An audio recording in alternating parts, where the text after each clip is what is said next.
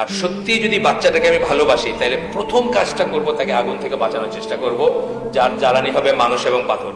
আমি মোটামুটি বুঝি যে 1% মানুষও নিজের বাবার জানাজাটা পড়ানোর যোগ্যতা রাখে না, জানেই না সে কিভাবে পড়াইতে।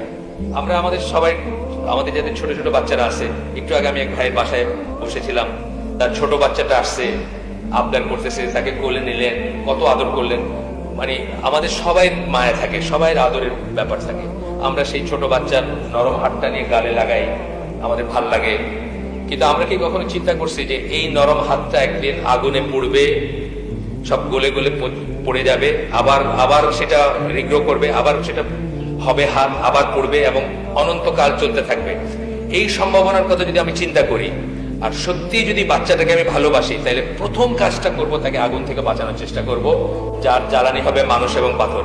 তাকে চকলেট চুইংগাম খাওয়ায়া, তাকে ফল খাওয়ায়া, তাকে ব্যারিস্টার বানায়, তাকে জজ বানায়া কিন্তু আমারও কোনো লাভ নেই, তারও কোনো লাভ নেই। তার লাভ এবং আমার লাভ কিসে? তার লাভ হচ্ছে যদি তাকে আমি জাহান্নামের আগুন থেকে বাঁচাইতে পারি, অর্থাৎ ইসলামের দিন, ইসলামের শিক্ষায় বড় করতে পারি, আকীদা মানহাজ শুদ্ধ করে বড় করতে পারি, তাহলে তার লাভ। আর আমার লাভ হবে যে আমি মরলে অন্তত জানাজাটা পড়াইতে পারবো। আমি ঢাকা শহরে এরকম বড় বড়, মানে এর চেয়ে অনেক বড় মজলিসে কথা বলি, আমি মোটামুটি বুঝি যে 1% মানুষও নিজের বাবার জানাজাটা পড়ানোর যোগ্যতা রাখে না, জানেই না সে কিভাবে পড়াইতে। তাহলে আপনি পিএইচডি করাইলেন, আপনি মিনিস্টার বানাইলেন, আপনি প্রেসিডেন্ট বানাইলেন, চেয়ারম্যান, অনেক কিছু বানাইলেন, কিন্তু আপনার ছেলে আপনার কোনো কাজে লাগলো না, আপনার জানাজাটাও সে পড়াইতে পারলো না, মরলে। তা আমরা অন্তত নিজের লাভ হবে ওইটুকু যে আমার ছেলে আমার জানাজাটা পড়াবে, শুদ্ধভাবে পড়াবে, এটা